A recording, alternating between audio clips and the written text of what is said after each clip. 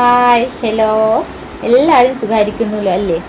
അപ്പോൾ ഇന്ന് ഞാനൊരു ഈവനിങ് സ്നാക്കിൻ്റെ റെസിപ്പി ആയിട്ടാണ് വന്നിരിക്കുന്നത്. ഉറപ്പായിട്ടും ട്രൈ ചെയ്ത് നോക്കുക. അപ്പോൾ വീഡിയോ മുഴുവനായിട്ടും കാണാം. നിങ്ങൾ ഇതുവരെ എൻ്റെ ചാനൽ സബ്സ്ക്രൈബ് ചെയ്തിട്ടില്ല എങ്കിൽ താഴെ കാണുന്ന റെഡ് സബ്സ്ക്രൈബ് ബട്ടൺ പ്രസ് ചെയ്ത് സബ്സ്ക്രൈബ് ചെയ്യുക. കൂടി പിന്നെ ബെല്ലൈക്കൺ കൂടി പ്രസ് ചെയ്തിട്ട് ഓൾ എന്ന ഓപ്ഷൻ എനേബിൾ ചെയ്യുകയാണെങ്കിൽ ഞാനിടുന്ന ഇതുപോലത്തെ വെറൈറ്റി ഡിഷസിൻ്റെ വീഡിയോസ് നിങ്ങൾക്ക് ആദ്യമേ നോട്ടിഫിക്കേഷൻ കിട്ടും. അപ്പോൾ ആദ്യം തന്നെ ഉണ്ടാക്കുകയും ചെയ്യാം.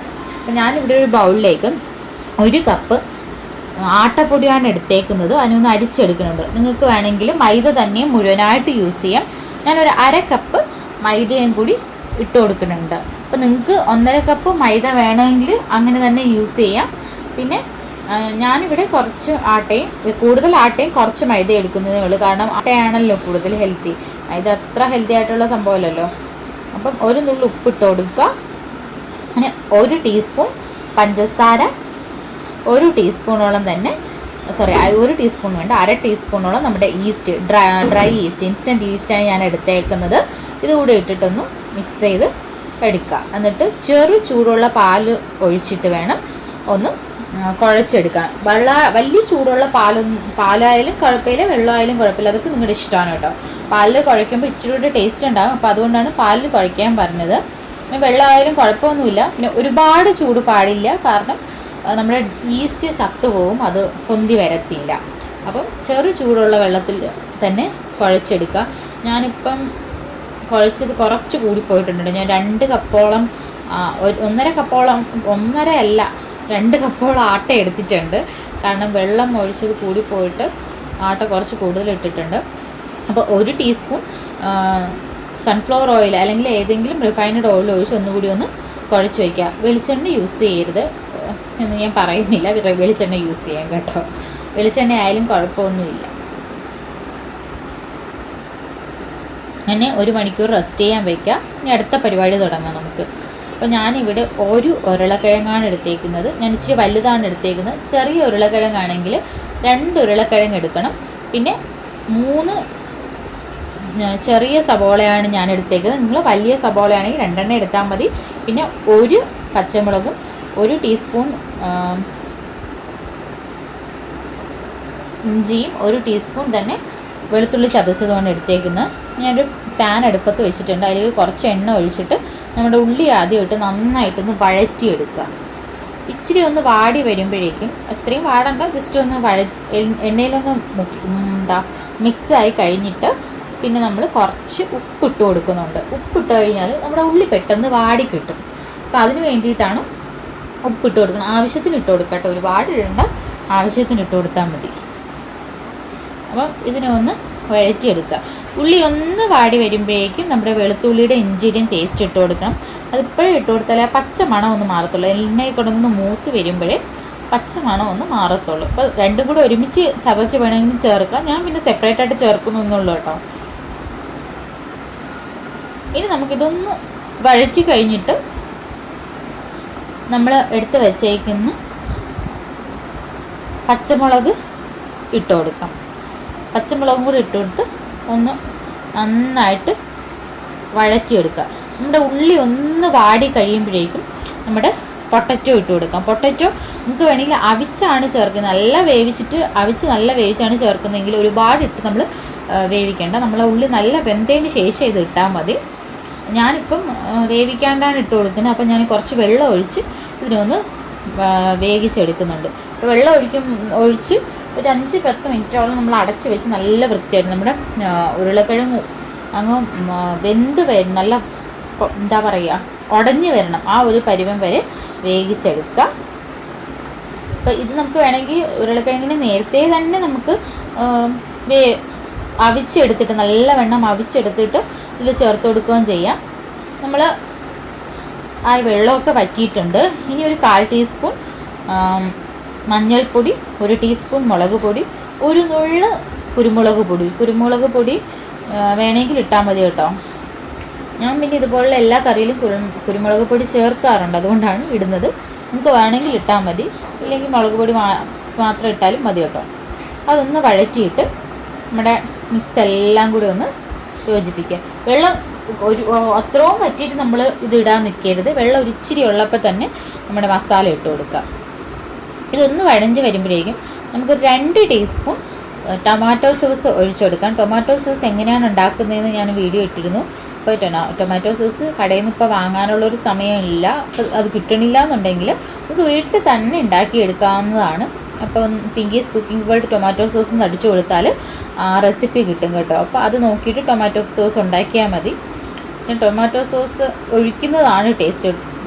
ടൊമാറ്റോ സോസ് ഒഴിക്കാണ്ട് ചെയ്താൽ അത്ര വലിയ ടേസ്റ്റ് ഉണ്ടാവില്ല. അപ്പോൾ ഉറപ്പായിട്ട് നിങ്ങളത് ചെയ്തിട്ട് തന്നെ ചെയ്യാം. അപ്പോൾ നമ്മുടെ കൂട്ട് ഇവിടെ റെഡി ആയിട്ടുണ്ട്, മസാലക്കൂട്ട്. നമുക്കിനി തീ ഓഫ് ചെയ്യാം. അപ്പം ഞാൻ വെച്ചതിനേക്കാളും നന്നായിട്ട് പൊന്തി വന്നിട്ടുണ്ട് നമ്മുടെ മാവ്.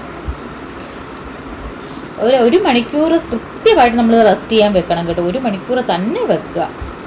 അപ്പോൾ ഇനി നമുക്കിതിനെ കുറച്ച് ഞാൻ ചപ്പാത്തി പലകയിൽ ഇട്ടിട്ടാണ് ഇതിനെ ഒന്നും കൂടെ കുഴച്ചെടുക്കുവാണ്. കുറച്ച്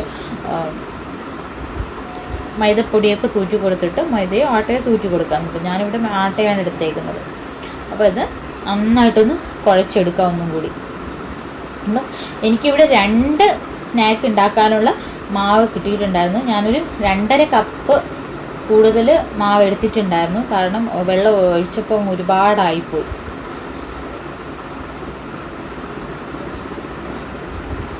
അപ്പോൾ ഇതിനെ നമുക്ക് ഒരിച്ചിരി വലിയ ഉരുള, ഒരു ചെറിയ ഉരുളയായിട്ട് ഇങ്ങനെ മാറ്റി വെക്കാം. ഉണ്ടോ, ഒരു വലിയ ഉരുള, ഒരു ചെറിയ ഉരുള, അങ്ങനെ എനിക്ക് 4 ഉരുള കിട്ടിയിട്ടുണ്ട്. 2 വലിയ ഉരുള, 2 ചെറിയ ഉരുള. അപ്പോൾ നിങ്ങൾക്ക് വീട്ടിൽ ഒന്ന് മതി ഉണ്ടാക്കാനെങ്കിൽ ഒരുപാട് 2-3 കപ്പ് എടുത്തിട്ടുണ്ട് കേട്ടോ. ഞാൻ ആട്ട തന്നെയാണ് കൂടുതൽ എടുത്തത്. ഞാൻ 1/2 കപ്പ് മാത്രമേ മൈദ എടുത്തിട്ടുള്ളൂ, ബാക്കി എത്ര ആട്ടയാണ് ചേർത്തേക്കുന്നത്. ആട്ട ചേർത്താൽ നല്ല സോഫ്റ്റ് ആയിട്ട് തന്നെ ഇരിക്കും, ഒരു കുഴപ്പമില്ല. അയ്യോ ആട്ടയാണ് അത് സോഫ്റ്റ് ആവില്ല എന്നൊന്നും വിചാരിക്കണം. നമ്മുടെ ഈസ്റ്റ് കിടക്കില്ല, നല്ല സോഫ്റ്റ് ആക്കി തന്നെ തരും, പേടിക്കൊന്നും വേണ്ട. അപ്പോൾ നമുക്ക് ഈ വലിയ ഉണ്ടേനെ ഒന്ന് പരത്തിയെടുക്കാം, നല്ല വേദിത്തിൽ പരത്തിയെടുക്കാം. പിന്നെ നമ്മളിവിടെ ഒരു ഫ്രൈ പാനിലാണ് ചെയ്യുന്നത്. ഫ്രൈ പാനില്ലെങ്കിൽ നിങ്ങൾ ഇരുമ്പച്ചട്ടിയിൽ ചെയ്താലും മതി കേട്ടോ, കുഴപ്പമൊന്നുമില്ല. അതിനകത്ത് ഉണ്ടാക്കാൻ പറ്റുന്ന പാകത്തിനാക്കി വെച്ചാൽ മതി, അല്ലെങ്കിൽ അപ്പച്ചട്ടിക്കകത്തോ അങ്ങനെ എന്തെങ്കിലുമൊക്കെ ചെയ്താൽ മതി. ഇപ്പോൾ ഫ്രൈ പാനിൽ തന്നെ ചെയ്യണമെന്നൊരു നിർബന്ധമില്ല. പിന്നെ ഞാൻ ഫ്രൈ പാനിൽ ചെയ്യണു എന്നേ ഉള്ളൂ.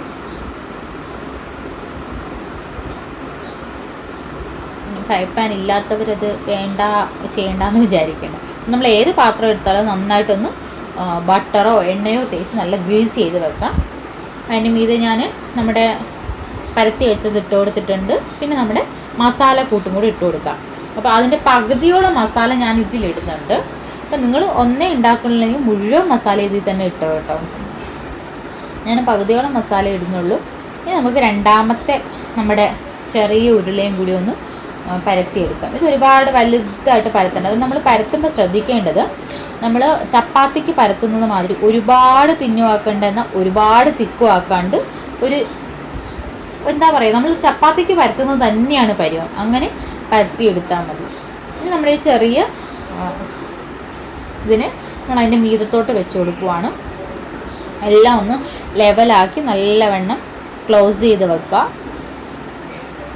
ഇനി നമ്മളിതിനെ ഒട്ടിക്കാൻ വേണ്ടിയിട്ട് നിങ്ങൾക്ക് 2 മെത്തേഡ് യൂസ് ചെയ്യാം.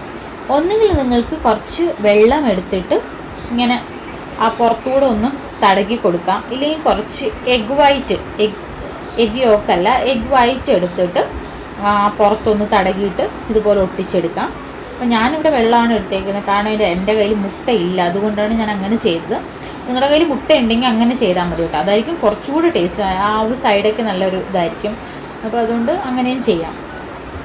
ഇത് നന്നായിട്ട് ഒട്ടിച്ചതിന് ശേഷം ഒരു 2 ടേബിൾ സ്പൂൺ സൺഫ്ലവർ ഓയിൽ തന്നെ ഇപ്പോൾ ഒഴിക്കണം കേട്ടോ. സൺഫ്ലവർ ഓയിൽ കൂടെ ഒഴിച്ചിട്ട് നമുക്ക് വേവിക്കാൻ വയ്ക്കാം. അതിൻ്റെ സൈഡത്ത് അത്രയും 1 ടീസ്പൂൺ ഒഴിക്കാം, പിന്നെ കുറച്ച് അതിൻ്റെ മുകളിൽ കൂടെ ഒന്ന് ഒഴിച്ചു കൊടുക്കാം. എന്നിട്ട് നമുക്ക് ഇപ്പോൾ നമ്മുടെ സംഭവം റെഡി ആയിട്ടുണ്ട്. നമുക്കിനി ഇത് അടച്ച് വെച്ച് വേവിക്കാം. നമ്മൾ വേവിക്കുന്നത് എങ്ങനെയാണെന്ന് വെച്ചാൽ ലോ ഫ്ലെയിമിൽ 5 മിനിറ്റ് ഒരു ഭാഗം വേവിച്ചെടുക്കുക. 5 മിനിറ്റ് ആകുമ്പോഴേക്കും തന്നെ അത് വെന്ത് കിട്ടും, കുഴപ്പമൊന്നുമില്ല. 5 മിനിറ്റ് ആകുമ്പോൾ തന്നെ വെന്ത് കിട്ടും, ഒരു കുഴപ്പമില്ല. നമ്മൾ അടച്ച് വെച്ചല്ലേ വേവിക്കുന്നത്. അപ്പോൾ വെന്തിട്ടുണ്ട്. അപ്പോൾ നമുക്ക് ഒരു പാത്രം വെച്ച് അതിനെ പാത്രത്തിലോട്ട് കമഴ്ത്തിയിട്ട് എടുക്കാം. അല്ലാണ്ട് നമുക്ക് വേണമെങ്കിൽ ചട്ടുകം വെച്ച് എടുക്കാം, പക്ഷെ പെട്ടെന്ന് പൊട്ടിപ്പോവും. അതിനേക്കാൾ ഇതാണ് സേഫ് കേട്ടോ. ഇനി പഴയതുപോലെ തന്നെ 2 ടീസ്പൂൺ എണ്ണ അതിനകത്തും പിന്നെ അതിൻ്റെ പുറത്തും ഒന്ന് ഒഴിച്ചു കൊടുക്കുക. എന്നിട്ട് ഇതുപോലെ തന്നെ വീണ്ടും ഒരു 5 മിനിറ്റ് ലോ ഫ്ലെയിമിൽ വേവിച്ചെടുക്കുക. അപ്പോൾ അടച്ച് വെച്ചിരിക്കുന്നതുകൊണ്ട് ലോ ഫ്ലെയിം ആണെങ്കിൽ തന്നെ അത് പെട്ടെന്ന് വെന്ത് കിട്ടും കേട്ടോ. അങ്ങനത്തെ ഒരു പേടിയും വേണ്ട. അപ്പോൾ നമ്മുടെ സംഭവം റെഡി ആയിട്ടുണ്ട്. നമുക്ക് നമ്മുടെ പ്ലേറ്റിലോട്ട് മാറ്റാം. കണ്ടോ, ഇങ്ങനെ അങ്ങ് കമിഴ്ത്തി ഇട്ടാൽ മതി. അതിനെ ചരിച്ച് ഇതിനകത്തോട്ട് ഇട്ട് കൊടുത്താലും മതി തിരിച്ചിടുമ്പോൾ കേട്ടോ. അങ്ങനെ പേടിക്കൊന്നും വേണ്ട. മറിച്ചിടുന്ന സമയത്ത് അങ്ങനെ ചെയ്താൽ മതി, അല്ലാണ്ട് മറിച്ചിടാൻ നിന്നാൽ പൊട്ടിപ്പോവും. അപ്പോൾ ഇത് നല്ല ടേസ്റ്റി ആയിട്ടുള്ളൊരു സ്നാക്കാണ്. എല്ലാവരും ഉറപ്പായിട്ടും ട്രൈ ചെയ്ത് നോക്കണം. ഇത് വീട്ടിൽ തന്നെ നമുക്ക് എളുപ്പത്തിൽ ചെയ്യാൻ പറ്റിയൊരു സംഭവമാണ്. പിന്നെ വീഡിയോ ഇഷ്ടമായിട്ടുണ്ടെന്ന് വിചാരിക്കുന്നു. ഈ വീഡിയോ ഇഷ്ടമായിട്ടുണ്ടെങ്കിൽ ലൈക്ക് ചെയ്യുക, നിങ്ങളുടെ ഫ്രണ്ട്സിനും ഫാമിലിക്കും ഒക്കെ ഷെയർ ചെയ്യുക. പിന്നെ എന്താ, ഇത് ട്രൈ ചെയ്തിട്ട് ഈ റെസിപ്പിയുടെ കമൻറ്റ്സ് ഇതെങ്ങനെയുണ്ടായിരുന്നു എന്നുള്ളത് നിങ്ങൾ കമൻറ്റ് ബോക്സിൽ കമൻറ്റ് ഇടുക കേട്ടോ. ഉറപ്പായിട്ടും ട്രൈ ചെയ്ത് നോക്കുക. അപ്പോൾ ഇനി അടുത്തൊരു വീഡിയോ ആയിട്ട് കാണാം. അതുവരെ ബൈ ബൈ.